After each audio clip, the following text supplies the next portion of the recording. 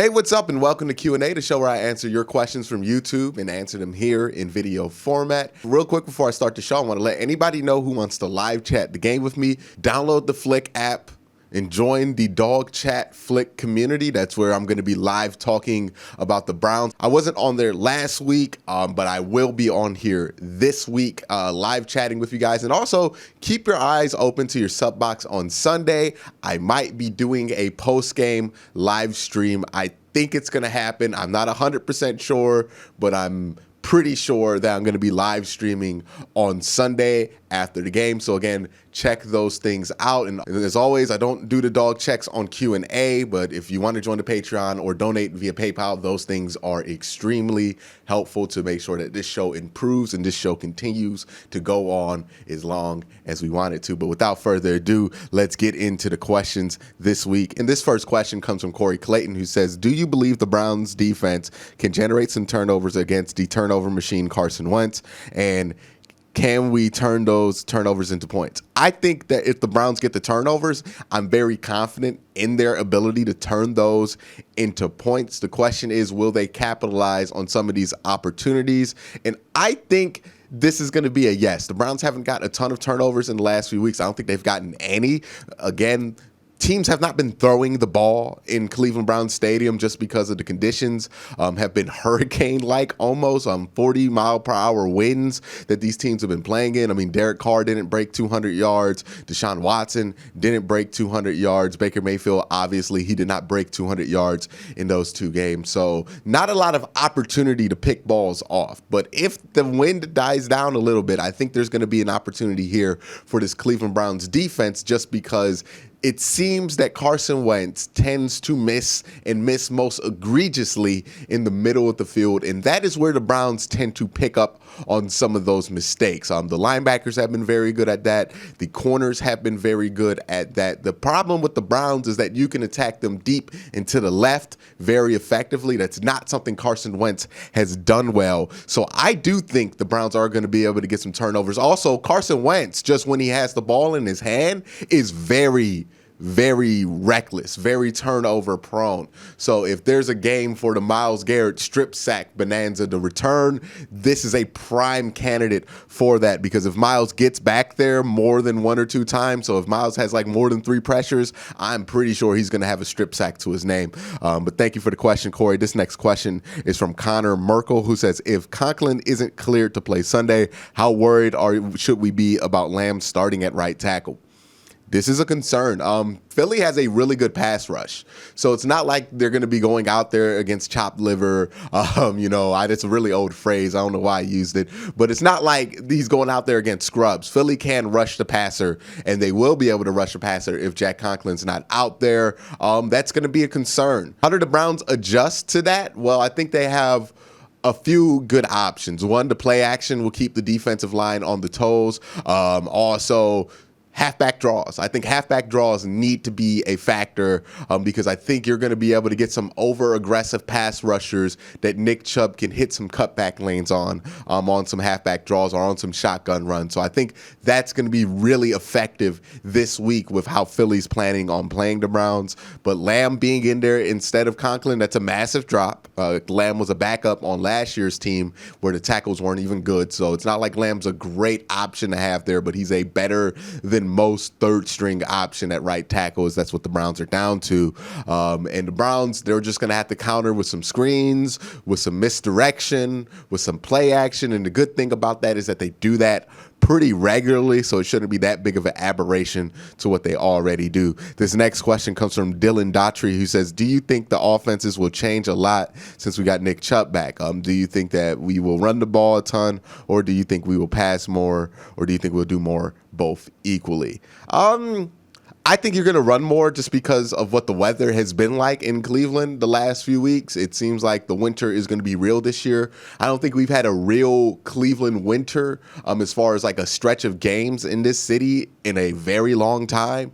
So it just seems like that's how the weather's going to go, and that's how the weather goes. then Baker's going to throw less, and Nick Chubb and Kareem Hunt is just going to run more. That's just the smart football thing to do, despite what ESPN tells you the quarterback must throw more. That's idiotic if the winds are 40 mile per hour or if there's rain or snow. No, you have the best running game in football. Lean on them in conditions where it makes the most sense. So it depends on the conditions, but if this was like neutral, if they were going to play every of the last games in the dome, I would think they would throw slightly more than they pass. I'm talking about like 1 or 2 attempts. I think it's going to be pretty even, the pass and run lineup, because quite honestly, the play action scheme that they do kind of depends on doing both evenly to keep defenses on their toes. Next question comes from Hunter F., who says, do you think the Browns will be knocked out the playoffs by a team like the Raiders or Dolphins? Now, the Raiders, that's going to be interesting, right? Because the Browns do not have the tiebreaker over the Raiders, and they will not unless they have more games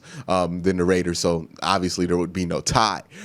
So that's going to be a concern, because, you know, it's very possible that the Raiders could finish 10-6 or 9-7, and the Browns could finish 10-6 or 9-7. The Raiders do get in. As far as the Dolphins, I just don't see them finishing as strong as they have been in this stretch of 4 and 5 games here. I think at some point they're going to hit a low and probably finish 8-8 or 9-7. And I don't think they would have the tiebreaker over the Browns, because I don't think they're going to do well against New England, and I think they're going to lose one of those games against the Bills that they have. So I don't know, and I'm just kind of going off the top of my head with the Dolphins schedule there. It might not be as hard as I'm giving it credit for, but the Dolphins and the Raiders are definitely a possibility. The Dolphins, I would say, let's wait on panicking about the Dolphins here. The next question comes from Elijah Cable, who says, what could be a realistic record for the next half of the season, and what games could we blow if we get too confident?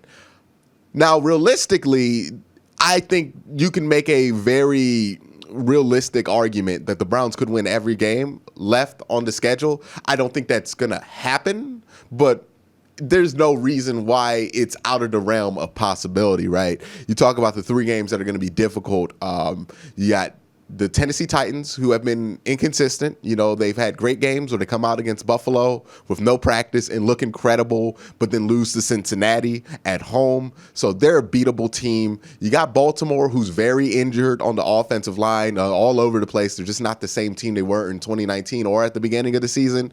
So they're vulnerable there, and you play them at home. And then you have Pittsburgh, but in week 17, where they might have wrapped up the entire AFC by then, and they might not be starting all of their starters. So even the 3 really tough games that the Browns have, all 3 of them, the Browns could win, and it wouldn't be that much of a stretch or that much of an upset.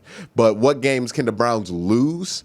Well, I think they could easily lose the Baltimore game. They could easily lose the Tennessee game, obviously. They can also lose this game against Philly that's coming up. That's a very losable game. You know, every game is losable in the NFL. So, yeah, you know, the Browns could get too confident and drop a game they're not supposed to, but let's just hope that doesn't happen. Now, as far as what's a realistic number, I think it's realistic to say that the Browns have a good shot at finishing anywhere between 10-6 to 13-3. 13-3 being a little bit of a long shot, but the factors that are coming into play that would make 13-3 realistic are happening, right? So it's more of a possibility, and I think a lot of people are giving it credit for, because for that to happen, you need Tennessee to be more inconsistent. That has happened. You need Baltimore to be less good than what they were at the beginning of the season. That has definitely happened. And then you need Pittsburgh to be in a situation where they don't need to play their starters in week 17. And that looks like it's on the path of happening. So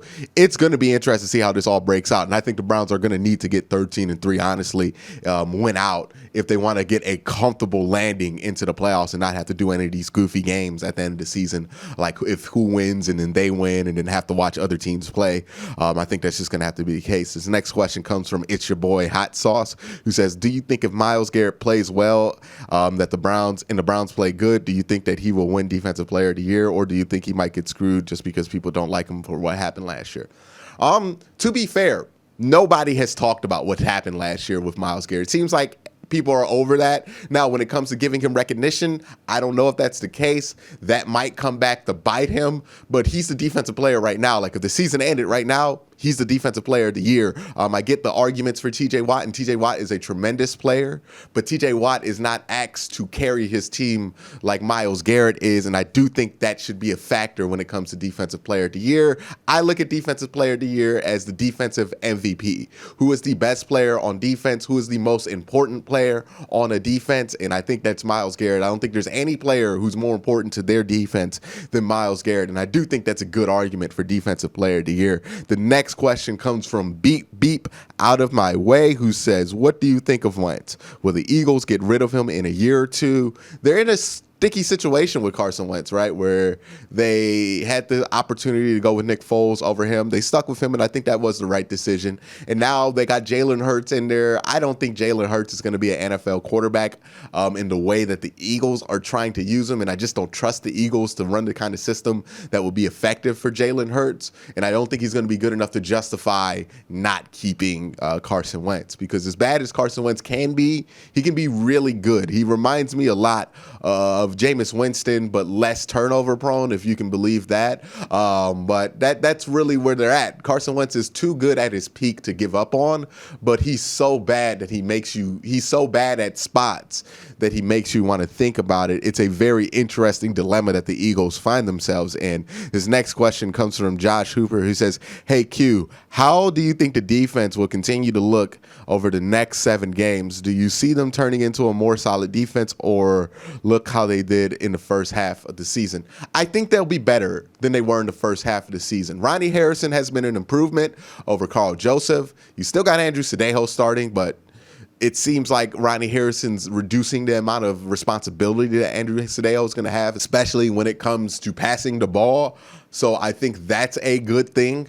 I think you're getting healthier in your defensive back room. Obviously, you got guys like Kevin Johnson back a long time ago. I don't think Greedy Williams is coming back this year. I've heard nothing from him, so I'm just going to assume he's out for the year. We got like 3 LSU guys who are out for the year right now. It's really unfortunate, and they're all people who could be game changers in Grant Delpit, Odell Beckham, and in Greedy Williams. Yeah, I do think they're going to be more solid. Mac Wilson, he can only get better than what he played at the beginning of the season. There's reason to think that this defense could make that turn and be not a top 10, not even a top 15, but a 15 to 20th defense. And with the Browns offense operating at the level that they do, even with the conditions that they've had, I think if you have a top 20 defense with that offense, you're going to be good. Next question comes from Blake Folger, who says, hey, Quincy, any chance we go 12-4 because the last game of the year is the Steelers and they look like it's going to wrap up first place? How good does Baker need to be to get us into the playoffs? I don't know if Baker needs to be that much better than he is now for the Browns to get into the playoffs. I've kind of laid this out in a previous question. I think it's very possible the Browns could finish 13-3 here and win out, because if you look at the schedule, it's all there for them. Even the tough games aren't as tough as we thought they were going to be maybe 3 or 4 weeks ago. You mentioned Pittsburgh might not having to play their starters. Baltimore is injured, and they're not going to get healthier by the time week 15 comes around. They've just been playing a little bit more shaky than they have all year. And then Tennessee has been inconsistent. They lost to the Cincinnati Bengals, but, sometimes they come out and they look like the best team in football when they beat the Bills. So they've just been inconsistent. So, any given Sunday with them. So all of those games, even before that, the Browns, that was a winnable game for the Browns. The Browns could go in there in Nissan Stadium and win that game. So I think this is all interesting stuff. I think the Browns have a good chance to have a very, very good record. It's going to be unfortunate. It's not going to result in the first place finish. Maybe not even a third place finish, maybe not even a second place finish. So it's unfortunate when you look at that, but the Browns have a good chance. And I think Baker, he's been playing well, and I'm excited to see how he looks in a game where he's not battling the elements, because some of the stuff in the development I've seen from Baker Mayfield has been very encouraging. It's just been, he's been playing in 40-mile-per-hour winds 2 weeks in a row here. The next question comes from Elijah Cable, who says, what will Chubb's deal look like? This is an interesting question, right? Because I think it's obvious. Nick Chubb probably needs a long-term deal with this team. And I think this is where Nick Chubb, and Baker Mayfield are going to have to put their heads together, Baker Mayfield most importantly, and decide, hey, Baker's going to take a pay cut so Nick Chubb can get his money. I think that's the only way You can do things. I think that's going to be how things should be resolved. Nick Chubb deserves to get paid. Baker Mayfield, he probably deserves around like $15 to $20 million. And that can be the long-term solution at quarterback. And I'm fine with that. But if that comes along with, hey, Nick Chubb at $10 million or Nick Chubb at $12 million, and you're kind of like bundling those two together, that's a really good deal. So I think that's how that might get taken care of. I think that's why you haven't heard a lot. I think it's all going to depend on what Baker's willing to not take and what Nick Chubb is willing to take. And if those things can hit like a sweet spot to where they can be bundled together almost in like one kind of deal for about $35 million a year, I think that'd be really good for the Cleveland Browns if they can get that done. And Andrew Berry has proven that he can do good things when it comes to contract negotiations. But that's it for all of the questions this week. Thank you guys for asking. Again, if you want your question on the show, don't forget to hit the subscribe button, hit that notification bell so you can be notified when I put the question prompt up on the community tab. But again, guys, thank you for watching. Have a great day. Have a good night.